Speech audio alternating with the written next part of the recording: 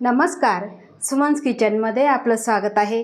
आज आपण अतिशय झटपट आणि तेवढीच चवदार अशी कुरडईची भाजी कशी बनवायची ते पाहणार आहोत। रेसिपीला सुरुवात करण्याआधी तुम्हाला एक निवेदन आहे, अजूनपर्यंत तुम्ही माझ्या चॅनलला सबस्क्राईब केलं नसेल तर सबस्क्राईब जरूर करा आणि हो, रेसिपी आवडली तर एक लाईक नक्की करा।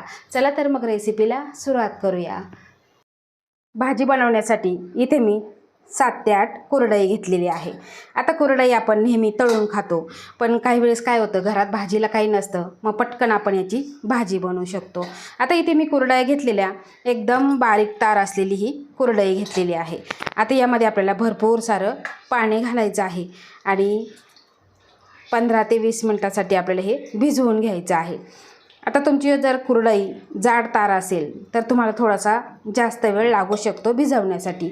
इथे मी एकदम बारीक तारवाली कुरडई घेतलेली आहे, त्यासाठी याला 15 ते 20 मिनिटे खूप झाली। बघा, या पद्धतीने भरपूर सारं पाणी घालून भिजवून घ्यायचे आहे।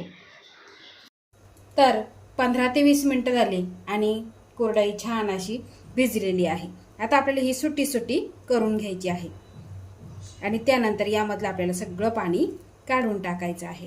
बघा, अशा पद्धतीने छोटे छोटे तुकडे करायचे आहे।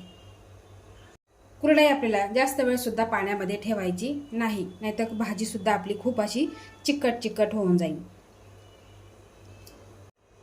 आता आपल्याला भाजी बनवायची, त्यासाठी पॅन गरम करायला ठेवले आहे आणि यामध्ये आपल्याला घालायचं आहे 2 चमचे तेल।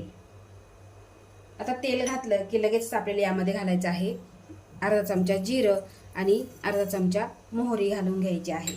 त्यानंतर यामध्ये घालायचं आहे 4 लसूण पाकळ्या इथे मी किसून घेतलेल्या आहे, म्हणजे मुलांना कळणार सुद्धा नाही की यामध्ये लसूण आहे म्हणून।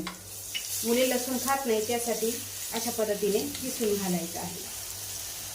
आता यामध्ये घालायचं आहे आपल्याला 3 ते 4 हिरवी मिरची कट केलेली। आता तिखट तुम्ही तुमच्या आवडीप्रमाणे करायचं आहे आणि यामध्ये घालायचं आहे आपल्याला कढीपत्ता। त्यानंतर घालायचा आहे एक मोठा कांदा एकदम बारीक कट केलेला। जसं आपण पोह्याला कांदा परतून घेतो, अगदी त्या पद्धतीने आपल्याला कांदा मऊ असा परतायचा आहे। खूप सुद्धा असा आपल्याला सोनेरी रंगावर परतायचा नाही।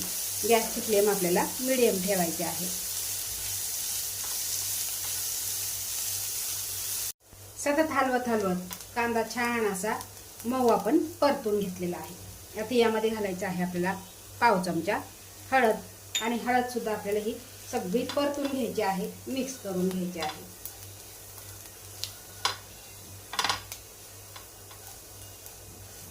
तर आता आपण हळद सगळी परतून घेतलेली आहे, मिक्स करून घेतलेली आहे। त्यानंतर यामध्ये घालायचं आहे आपल्याला ही कुरडई आणि सगळं आपल्याला मिक्स करून घ्यायचं आहे। पण त्याआधी आपल्याला थोडंसं मीठ घालायचं आहे, कारण कुरडई बनवता सुद्धा त्या चिकामध्ये मीठ घातलेलं असतं, त्यासाठी आपल्याला बेताने मीठ घालायचं आहे। गॅसची फ्लेम लो ठेवायची आहे। आता ह्या भाजीला आमच्या इकडे कुरडईचा भुगा म्हणतात, तुमच्या तिकडे काय म्हणतात ते मला कमेंट करून नक्की सांगा। आणि तुम्ही माझ्या चॅनलवर पहिल्यांदा जर व्हिडिओ बघत असाल, अजूनपर्यंत माझ्या चॅनलला सबस्क्राईब केलं नसेल तर सबस्क्राईब नक्की करा। आणि तुम्ही हा माझा व्हिडिओ कोणत्या शहरातून बघता, कोणत्या गावातून बघता ते सुद्धा मला कमेंट करून नक्की सांगा। तर बघा, आपण सगळं हे मिक्स करून घेतलेलं आहे आणि यावरती आपल्याला थोडीशी कोथिंबीर घालायची आहे आणि फक्त आपल्याला 2 मिनिटे परतून घ्यायचं आहे। खूप जास्त वेळ सुद्धा परतायचं नाही, नाहीतर ही कुरडईची जी काडी असते ती वाटट होते, कडक होते, त्यासाठी आपल्याला जास्त वेळ अजिबात परतायचं नाही।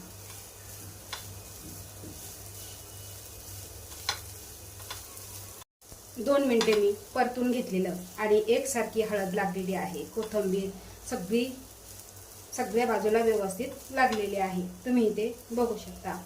आता इथे आपली कुरडईची भाजी खाण्यासाठी तयार झालेली आहे। अतिशय सुंदर अशी ही भाजी लागते। तुम्ही भाकरी बरोबर खा, चपाती बरोबर खा किंवा मॅगी सारखी काट्या चमच्याने सुद्धा तुम्ही खाऊ शकता। चवीला अप्रतिम लागते। तर तुम्हाला ही माझी आजची कुरडईची भाजीची रेसिपी कशी वाटली ते मला कमेंट करून नक्की सांगा। आवडल्यास लाईक करा, शेअर करा, सबस्क्राईब करा आणि बाजूचं बेल आयकॉन बटन प्रेस करा। धन्यवाद।